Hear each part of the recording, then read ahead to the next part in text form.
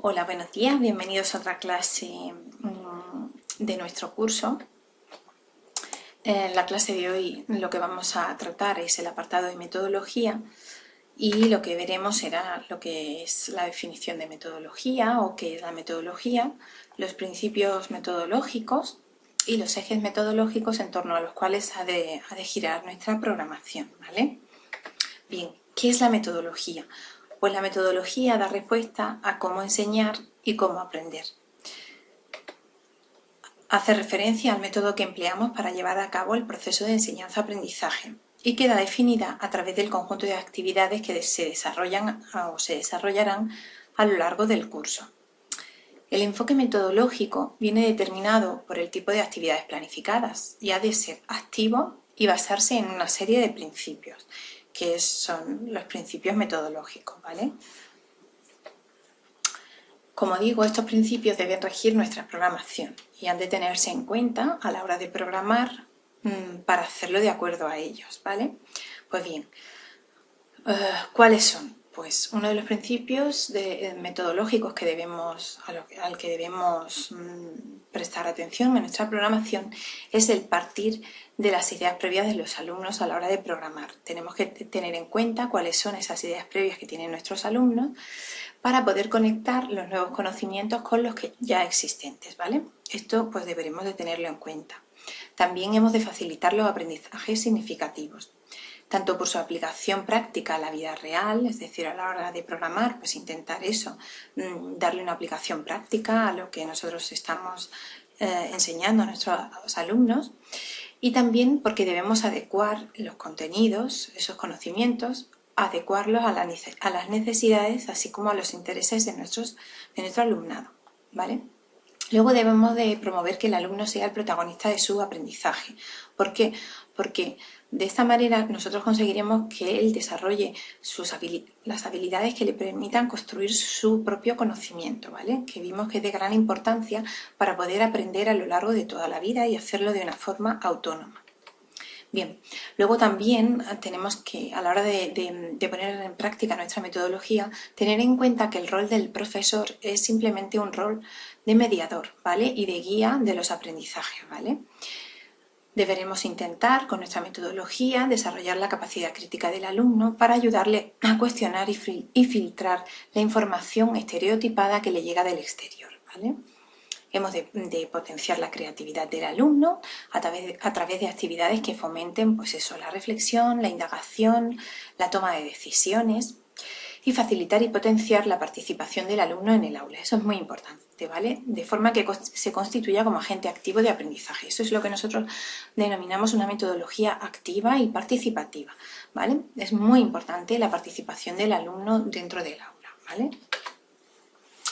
Y por supuesto, sí, es importante todo lo que he dicho hasta ahora, el crear un clima de afecto y de confianza es fundamental. Yo creo que es fundamental y básico y no debemos de olvidarlo nunca, ¿vale? No ahora que vamos a programar, sino a la hora de poner en práctica esto, ¿no? De llevarlo a la realidad, cuando seamos docentes, ¿no? Pues eso, crear un clima de afecto y confianza para que el alumno se sienta seguro, se sienta motivado y de esa manera pueda desarrollar, pueda desplegar todos sus potenciales. Luego, basar la acción educativa en un proceso de comunicación e interacción entre el profesor-alumno y entre iguales, ¿vale? Eso es muy importante también, la comunicación y la interacción. Bueno, pues estos son los principios metodológicos, los que nosotros debemos, digamos, de cumplir a la hora de aplicar nuestra metodología. Y para conseguir que estos principios sean el eje de la acción educativa, se requieren poner en práctica, llevar a la práctica una serie de estrategias, ¿vale? Como puede ser pues, el trabajo individual, el trabajo en pequeño y gran grupo, la clase magistral o la metodología expositiva, ¿vale? Pues técnicas de estudio, resolución de problemas reales o simulados, proyectos, etcétera, ¿vale? Estas son las estrategias que nos permitirán poner en práctica nuestros principios metodológicos. Pues bien, hasta aquí vemos lo que son los principios metodológicos y luego tenemos que hablar de lo que son los ejes metodológicos, ¿vale? Pues decir que a la hora de programar es necesario además tener presentes una serie de ejes en torno a los que girará la planificación y organización de las unidades didácticas, ¿vale? Y esos ejes pues serán las actividades, la temporización, los agrupamientos y los recursos, ¿vale? Esos son nuestros ejes que nosotros tenemos que tenerlos bien definidos porque en torno a ellos va a girar pues toda nuestra programación, ¿vale? Por eso, muchos de vosotros, como digo, esta clase, en ella estamos viendo el apartado de metodología y cómo lo tenemos que abordar dentro de nuestra programación. Todo esto que estoy diciendo aquí en esta clase es lo que nosotros deberemos plasmar en nuestra programación, con nuestras propias palabras, dándole nuestro toque, pero es lo que hay que plasmar en este apartado. Bien, sí, a la hora de desarrollar las actividades vosotros podréis pensar, bueno, ¿y las actividades cuándo las voy a hacer? ¿Cuándo las vamos a hacer? Bueno, yo os voy a dar al final de curso, como digo, del curso, unas clases donde vamos a ver cómo el esquema de una unidad didáctica para meterla dentro de nuestra programación y luego, digamos, un poco la defensa de la unidad didáctica, ¿vale? Cómo vamos a defender nuestra unidad didáctica. Pero para poder defender las unidades didácticas, nosotros ahora, mientras hacemos nuestra programación, debemos dedicarnos, bueno, la temporización, por supuesto, tenemos que realizarla ya, y eso ahora os diré cómo. Las actividades, bueno, en este apartado nosotros vamos a nombrar qué tipo de actividades son las que vamos a trabajar en nuestra programación, pero ya es el momento de ponernos a hacer esas actividades, ¿vale? ¿Cómo? Pues como ya os dije en una clase anterior, nos hace falta tener una serie de libros de texto como referencia. Eso nos va a ayudar muchísimo. Y debemos de empezar a planificar nuestras actividades para cada una de las unidades didácticas. Pues sí, muchos de vosotros me diréis, ¿y hay que hacer actividades para cada unidad didáctica o podemos hacer una serie de unidades, de una serie de actividades tipo para todas las unidades? Yo digo que cuanto más se trabaja la programación, más posibilidad vamos a tener del éxito, ¿vale? Y para conseguir ese éxito no nos podemos quedar en lo mínimo, sino hay que dar lo máximo. Yo hice actividades para cada una de las unidades didácticas, totalmente personalizadas y totalmente desarrolladas para cada unidad. Eso ya es cuestión de cada uno. Lleva mucho tiempo y por eso digo que es necesario que os pongáis ya con ello, ¿vale? Bien, pues como digo, las actividades, además de responder a las preguntas cómo enseñar y cómo aprender, deben dejar claro cómo se conseguirán los objetivos didácticos. Así, para cada objetivo didáctico se tiene que enunciar al menos una actividad que lo consiga, ¿vale? O sea, ya tendríamos nuestros objetivos planteados, ¿vale? Y entonces ahora tenemos que empezar a desarrollar nuestras actividades. Entonces, para cada objetivo una actividad, ¿vale? Y pongo aquí una nota que digo que en nuestras unidades didácticas cada actividad deberemos relacionarla con el objetivo o objetivos didácticos que con ella se trabajan, ¿vale? Eso deberemos de indicarlo, pues. Objetivo, al lado de cada actividad, objetivo tal, objetivo 3, objetivo 4, objetivo C, en fin. Luego, actividades. ¿Qué tipo de actividades? Pues según la finalidad que se persigan podrán ser de introducción o de motivación, ¿vale? De conocimientos previos, todas estas serían de inicio, de desarrollo, de consolidación, de refuerzo, de recuperación o de ampliación. Bien, todo esto, pero esta cantidad de estos tipos, que son muchos, los vamos a concretar en 3 actividades tipo, o en tres actividades tipo, que serían las actividades de inicio, las actividades de desarrollo y las actividades de acabado. Las actividades de inicio, ¿qué nos van a permitir? Pues sirven para indagar las ideas previas, ¿vale? Y el nivel de partida. Nos van a servir para eso, para recoger información, así como para inducir una predisposición motivadora hacia el tema, ¿vale? Es decir, pues para predisponer, para motivar a los alumnos hacia el tema en cuestión. Y eso es lo que nosotros debemos conseguir con esas actividades de inicio, ¿vale? ¿Ejemplos que pongo? Pues formular cuestiones sobre la problemática o sobre lo que vamos a tratar en el tema, actividades que conecten su experiencia con la problemática que vamos a trabajar, con el tema que vamos a trabajar, el propio debate en el aula, un test de ideas previas, eso es muy recurrente como actividad de inicio. En fin, nosotros ya podremos elegir qué actividad de inicio vamos a utilizar. Podemos utilizar una simple J-click para recabar información sobre eso, las ideas de partida de nuestros alumnos. Luego las actividades de desarrollo van a constituir el grueso de la unidad didáctica, ¿vale? El objetivo que tienen es introducir al alumnado en el aparato conceptual del tema, es decir, hacer una inmersión en el contenido del tema, ¿vale?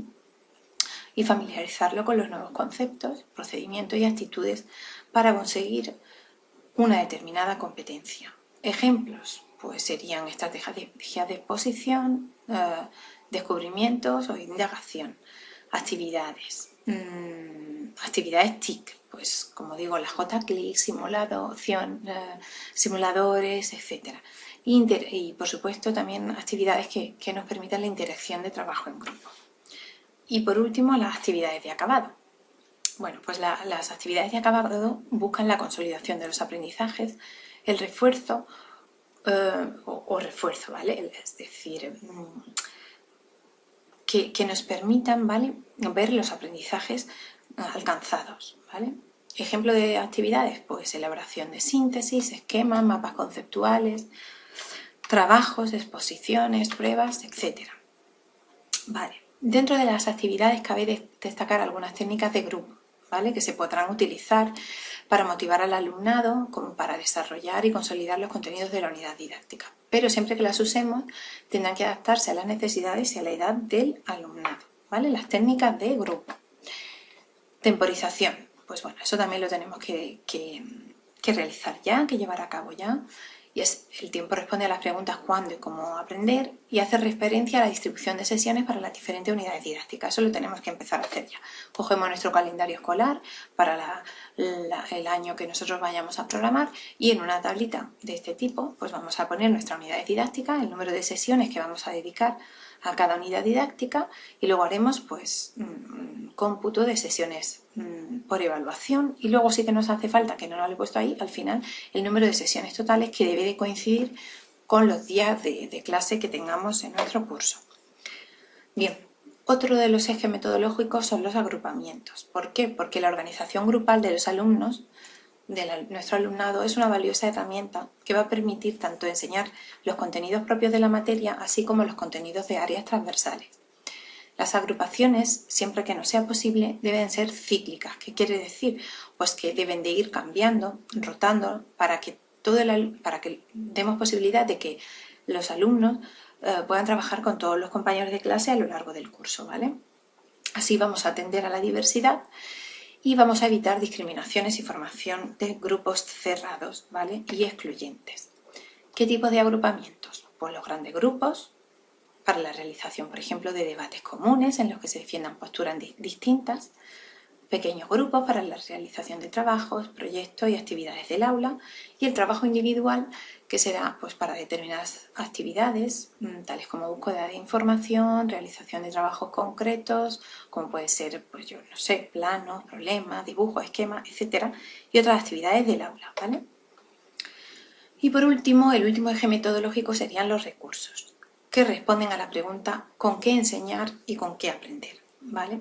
Se relacionan directamente con las actividades ya que son indispensables para poder llevarlas a cabo. ¿Y qué tipo de recursos nos vamos a encontrar? Pues recursos naturales, recursos artificiales. Los recursos naturales son aquellos que conectan con la realidad de forma directa, ¿vale? Y son los que podemos encontrar en el hábitat natural. Y desprendiéndolos de su contexto, los podemos llevar a clase y utilizarlos en clase. ¿Qué tipos o qué clases tenemos de recursos naturales? Pues los seres vivos, ¿vale?, que pueden ser plantas, animales, seres humanos, etc. Y seres inertes, pues rocas, minerales, tierra, etc. Y luego tenemos los recursos artificiales que nos ponen también en contacto con la realidad, pero de una forma indirecta, ¿vale?, en forma de simulación. Pueden ser copias o maquetas de seres vivos o inertes, a veces pues de reducido tamaño, es decir, a escala, y con ello se podrá trabajar en clase. También encajan en esta clasificación los artefactos, objetos, monumentos, obras hechos por el hombre, ¿vale? Y pueden ayudar a conectar los aprendizajes con la realidad. También lo podrán hacer de una forma directa, a través de la visita a un museo, a una presa, a un monumento, o de forma indirecta, a través de diapositivas, de maquetas, etc. Esos serían los recursos artificiales. Luego tendríamos los recursos propiamente escolares y los recursos realizados por los alumnos. Los recursos propiamente escolares, pues son todos los elementos materiales existentes en el centro, ¿vale? Por ejemplo, y estos irían desde las instalaciones del propio centro hasta pues los más sencillos materiales que podamos encontrar dentro del aula, como pueden ser pues la propia aula, estos recursos. ¿Cuáles podrían ser? Pues el aula con su mobiliario, los laboratorios, el taller, el gimnasio, la biblioteca, todo esto serían las instalaciones propias del centro, ¿no? Los equipos informáticos, material audiovisual, así como pues los libros de texto y consulta, los lápices, folios, cartulinas, todo eso son los recursos, ¿vale? Periódicos, revistas, carteles, mapas, cómics, etc. Y por último, los recursos realizados por los alumnos. Esto es muy propio, ¿vale? Es una actividad que se lleva a cabo mucho lo que es en infantil y primaria, ¿vale? Aunque sí que puede extrapolarse al resto de niveles educativos. Pero los recursos realizados por los alumnos que luego se van a utilizar en clase, ¿vale? Normalmente se realizan con materiales desechables, pues es más propio de niveles de infantil, como digo, y de primaria. Y bueno, con esto concluiríamos la clase de hoy. Espero que os haya sido útil, ¿vale? Y cualquier duda que os surja, ya sabéis, a través del correo electrónico, Facebook, las redes sociales, pues os podréis poner en contacto y yo intentaré resolveros todas aquellas dudas que os surjan. Y nos vemos en la próxima clase.